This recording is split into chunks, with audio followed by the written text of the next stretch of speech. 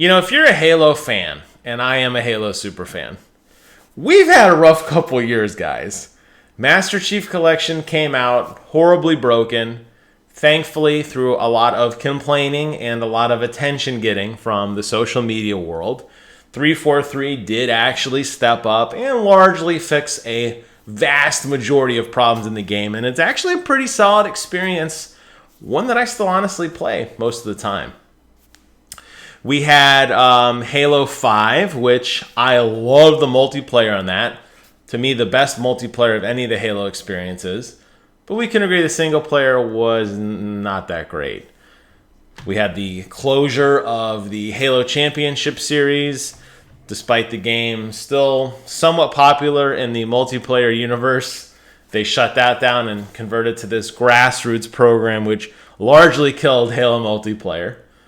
And now we've got Halo Infinite, which I did a huge video, or plural videos I should say, on talking about a significant portion of the technical issues that we saw and the hype being largely shattered by 343. Now there's rumors going on that 343 is in the midst of a massive overhaul. We know for a fact that Joseph Staten has come back to try to fix a lot of the problems in Halo Infinite's development, really kind of taking some of the technical reins from Chris Lee. We also know that Halo's management, 343 management as a whole, there's something big going on. There's a lot of rumors and a lot of circulation flying around there in terms of what this means for the development of the game in the future. Is it like Bonnie Ross level type stuff we're talking about? Who knows? I got to think that there's been a lot of egg on 343's face. So it's probably time for Big Daddy Phil to step in and say, hey, y'all, you got to fix your shit. But today's video isn't about that. Today's video is about the whole armor shader situation. Now, this is older news. This isn't something that happened a couple days ago. I didn't want to do a video on it right away. I wanted to process it. I wanted to read about it. I wanted to kind of gauge the reaction. And I could see it both ways. As a diehard as a diehard Halo fan that has been beaten down, as I just mentioned, in all of these things, I could totally understand that we are just naturally going to be fighters. We're going to be mad. We're going to get out there. We're going to get aggressive because we've seen the crap that has happened to us time and time again. But on the other side of things, I could say, well, you know what? Halo Infinite is still sort of in development, even though it was, but it wasn't, but it was. So there's a good chance there's a lot of things that are still subject to change, right? We don't think, honestly, do we really think the game's coming out in early 2021? I don't. I think it's a 2022 title. I've said this for a long time now. And if they're still figuring out some of these development issues, it's a very good possibility. We also know that the Halo marketing machine, these third-party advertisements with like Doritos and Monster Energy and these cookies and all this stuff, these deals were forged long ago. And production takes some time to actually get going. So the fact that you're getting free codes on a Monster Energy can, or the fact that you go and buy this thing and these cookies and it's got a code or whatever, this was planned a long time ago. They didn't plan for this game, Halo Infinite, to be delayed, but it was. So unfortunately, as a result of that, Halo's development is kind of jumping the gun. So they're showing things off that they're probably still tweaking. Although keep in mind, if Halo did launch when it was supposed to launch, here in a month or so, this isn't like really 343's hand was being forced. They've already forged these deals. They've already established these things. I want to lay that out up front and early in this video because it bothers me that 343 is kind of taking a back seat to all this and saying, hey, wait a minute, we're developing. So what the crux of the issue is the armor shader system. Now, Halo has long had a standing tradition of kind of a basic armor shading system that was primarily used in single player or in loading screens. You really didn't see it too much in the actual game because you were red or you were blue. So you really didn't have a whole lot of armor shading there. When you did free-for-all, then that's when you started to see a little bit more vibrancy in, some of these fun game modes, action sacks, that kind of thing. That's when you got to really pop as a Spartan. But for the most of the time, you're red or you're blue. So armor shader largely overlooked. I think the bigger thing people enjoyed was armor customization, where you could have the coveted Achilles armor in Halo 5 Guardians by reaching an insane guild score. Or some really cool, you guys remember the samurai sword from Halo 3. There was a lot of cool things. You could adjust different pads on your arm and your back and your shoulder, all these different things to make yours look different. You're red or blue, you look different.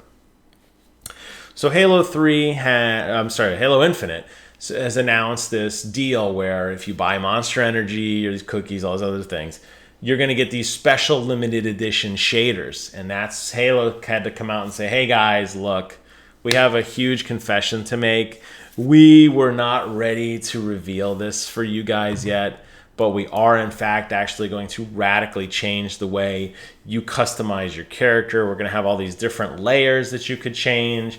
You're going to be able to change the texture, so it's going to be glossy or matte. You're going to have all these customizations. You can customize your Warthog, lots of different colors, lots of different color schemes, which, listen, on the surface sounds amazing. I mean, I think we can all agree Halo is definitely due for an overhaul. You look back at Halo 5 Guardians, you had a primary, a secondary, and an accent color, and that was all you could really change on your character.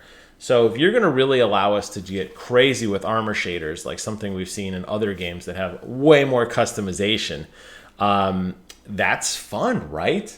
So why is everybody complaining? Well, the complaint comes from the fact that a lot of these systems appear to be gated behind transactions. Now, Halo is committed, and this could change, and I suspect it will, but Halo has committed to a 10-year plan.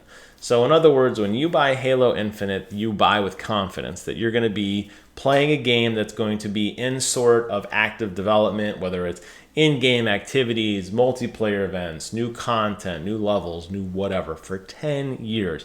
Now, in order to do that, you cannot just develop a game for a $60 asking price and say that. Now, there's going to be DLC. They said there's not going to be, but I think there's going to be. You're gonna have to be very cognizant not to split the player base, and by doing that, you're gonna have to force out these customizations, just like what Call of Duty does. You could play Call of Duty, Modern Warfare today, right now, and buy nothing but the base game, and you will not be left behind. Yes, you will not look like the guy from Saw. Yes, you will not have some really crazy gun. Yes, you might just have the basic standard infantry-looking dude, but you're gonna be able to play with everybody else. How they get you is all of these transactions that they constantly do with skin packs and armor, nameplates and customization for your vehicles and customizations for your guns, all cosmetic. Well, Halo's going to follow suit. That's just an obvious thing. They can't develop a game with a 10-year life cycle without offering some sort of transactions. And a lot of people are frustrated by this because they're like, well, we never paid for that before, which isn't really true. You did in Halo Infinite, at least I did. I bought the Evil Geniuses skin because I loved Evil Geniuses at the time. They're disbanded now, but they were a really cool multiplayer team. Part of the proceeds went to their team, and I thought it was a cool skin, so I bought it. Did it make me a better player? No. Probably made me a bigger target because they're like, hey, look at this dork with an Evil Genius skin. I want to kill him and take his gun. That's probably what happened. But you have this concern now that the game is going to be too heavily monetized, or it's going to require these, I don't want to say microtransactions, but it's like these real world purchases. Like, the only way to get this monster skin is you have to go out and buy Monster Energy. The only way to get this whatever skin is to go buy this product. It's not really a microtransaction in the sense that, like, we're forcing you to, here's $2, but you're gating content almost artificially through this merchandise system. And a lot of people are incredibly frustrated by that, and they feel that a lot of the control is being taken away from them as a player. But requisition packs worked very well in Halo 5. I love them. I bought them. I bought all of it. I have all of it. I love it. It doesn't bother me. I feel like it's a cosmetic thing. But as I said, I could see both sides. I could see where the fans are really frustrated at what's going on. I could also see Halo's, defense of like, hey, wait a minute, like, we're still working the system out. So it has boiled into a full bloodbath, and the Halo subreddits are ablaze, which they're usually pretty dead, just to give you an idea that there's any action going on. The official Halo Discord is a total dumpster fire. right now. People are just meme posting like crazy. There's a lot of frustration, a lot of unfounded opinions or thoughts on both sides of the table. Halo, saying, hey, our hand was tipped here, 343 employee. Like, we were still working through this. The promotion caught up to the development, but I don't know. I just wanted to report on everything. I guess my thoughts are, in closing, I want to give 343 the benefit of the doubt. I want to believe that they have my best interest as a player in heart. I think a lot of times they try things that ultimately fail, and I think ultimately frustrate and fracture the community. That said, you do have to modernize the game. We are going to be seeing this game in 2021 or 2022. Things that were cool back in 2013 or 2008 or 9 or whatever, when the older Halos came out, they're just not relevant anymore. And they're not going to keep people's entertained. It's not going to keep your focus. You need to keep progressing. The reason battle pass systems exist is they force people to keep playing. There's always some new achievement or goal to work towards. You can't just have a stagnant progression in multiplayer. That's how multiplayer dies. Look at Anthem. That's exactly what happened. It got boring. There was nothing to do. There was nothing to go for. So Halo has to incorporate this. It's just, how do they incorporate this? And on top of all the other problems they're having with the development of the game and the development problems and all these internal cycles, or this internal management problem, which is going to boil up soon. You're going to see somebody major get canned at Hate 343. It's just going to happen.